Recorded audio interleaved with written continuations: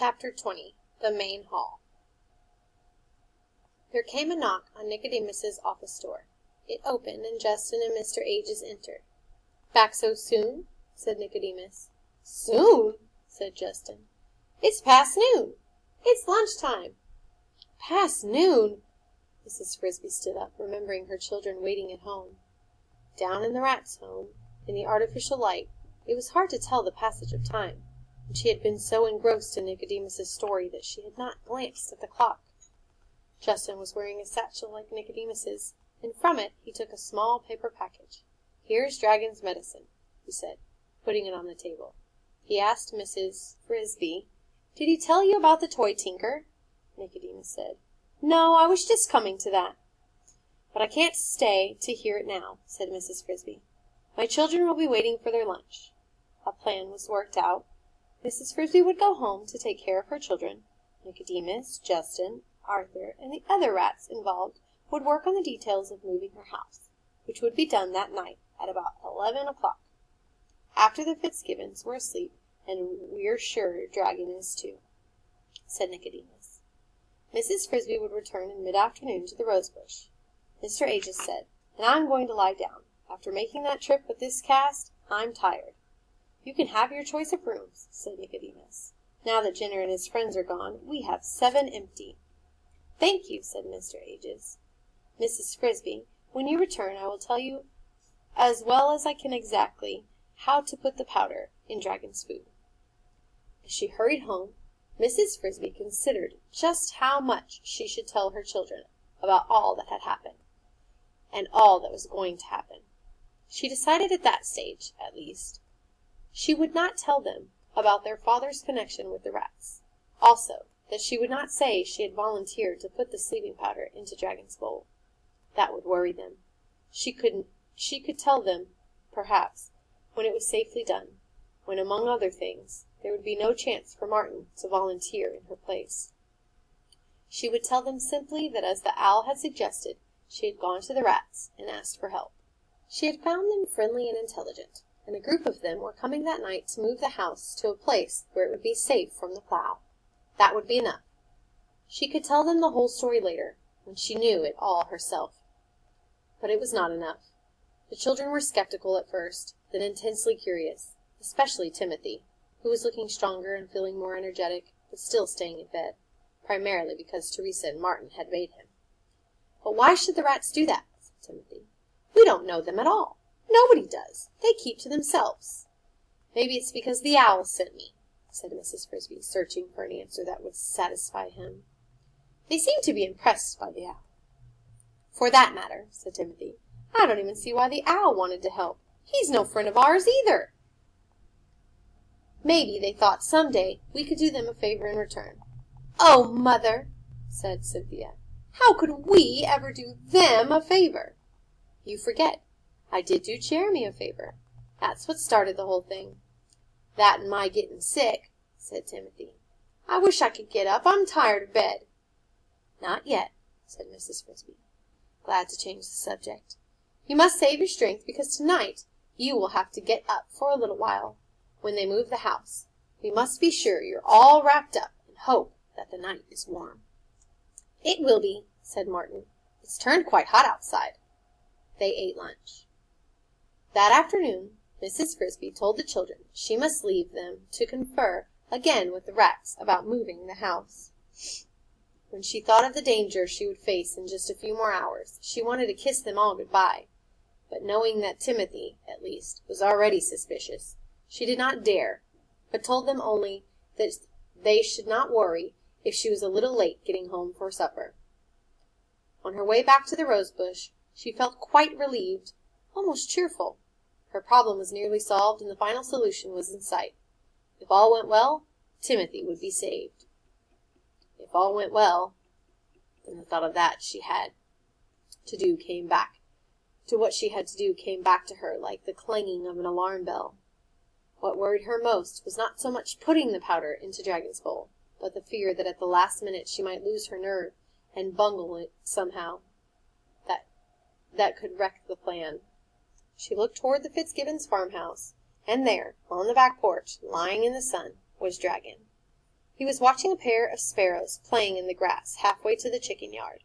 The tip of his tail barely twitched as he debated whether or not they were near enough to spring for. He looked very big, very dangerous. At least he was not looking in her direction. And Mrs. Frisby hurried on to the bush, directly to the hidden entrance, and slipped inside. When she reached the arched portal, Brutus was standing guard as before. This time he greeted her politely. "I've been expecting you," he said. "May I go in?" "If you'll wait just a minute, I'll get Justin."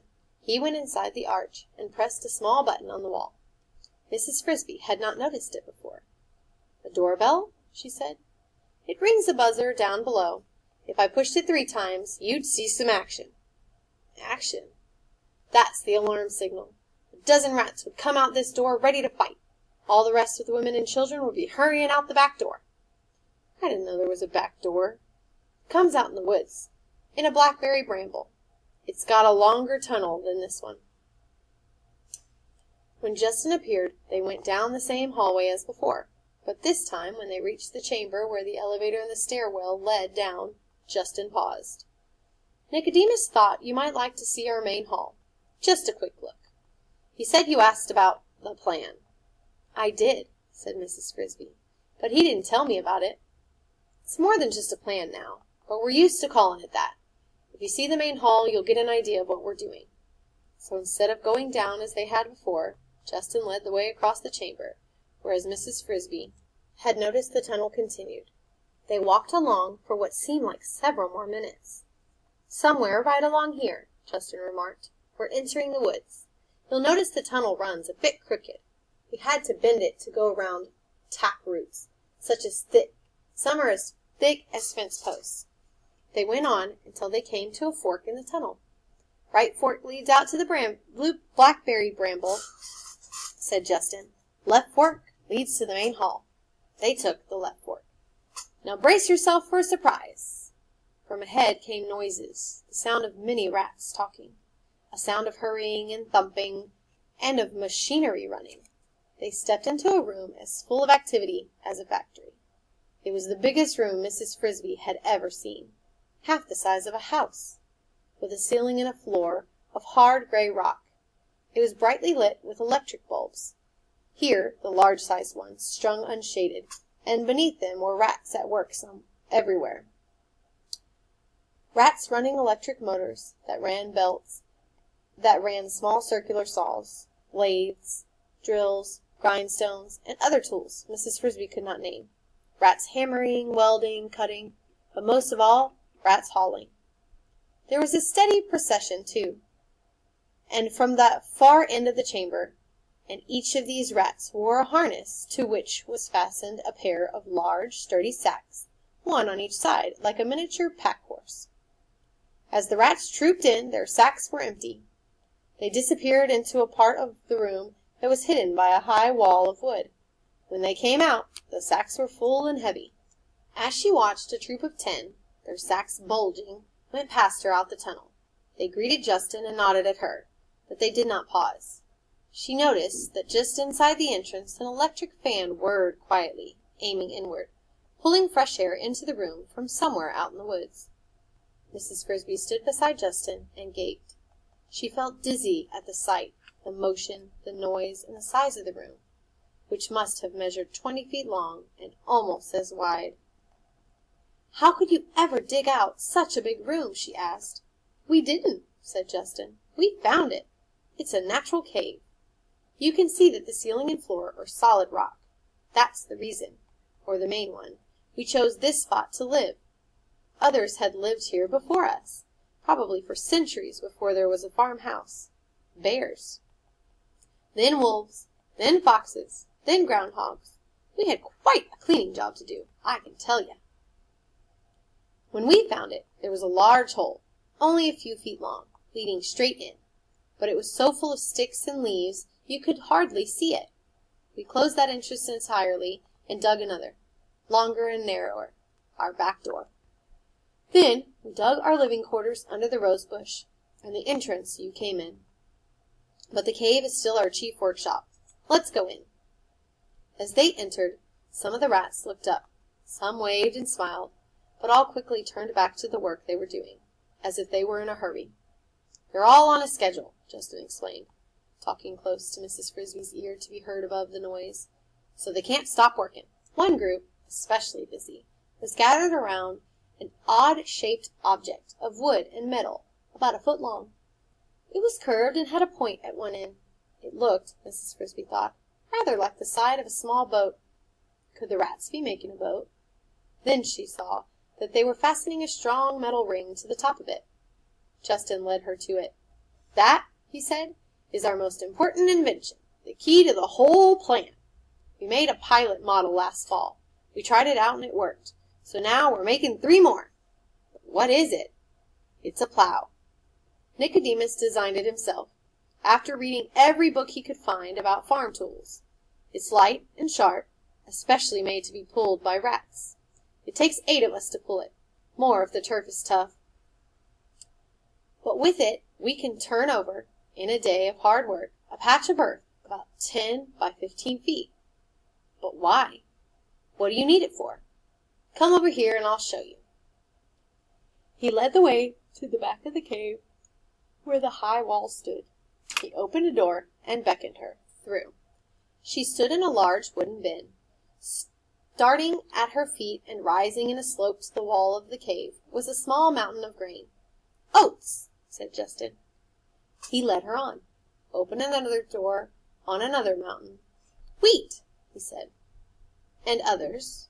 Barley, corn, soybeans. We've been building these stockpiles for a long time," he said. "All from Mr. Fitzgibbon's barn.